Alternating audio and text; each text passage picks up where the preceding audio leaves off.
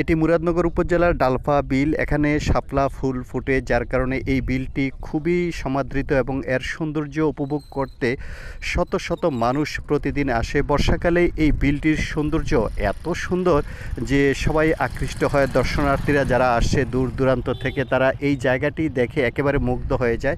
মুরাদনগর উপজেলা এবং ব্রাহ্মণপাড়া উপজেলার ঠিক সীমান্তবর্তী জায়গা এটি, অর্থাৎ ব্রাহ্মণপাড়া উপজেলার মুকিমপুর পশ্চিম বিল এবং মুরাদনগর উপজেলার ডালফা বিল দুটি একসাথে হয়েছে এবং দুটি উপজেলার সংযোগস্থল।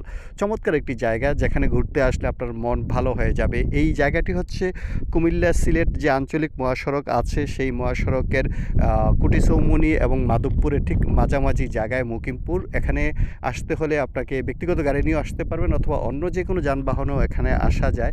সব মিলিয়ে এই জায়গাটি দেখার জন্য চমৎকার একটি জায়গা। বর্ষাকালে যদি আপনি এখানে আসেন, সময় কাটান, আপনার ভালো লাগবে। পরিবার পরিজন নিয়ে আপনি এখানে চলে আসতে পারেন।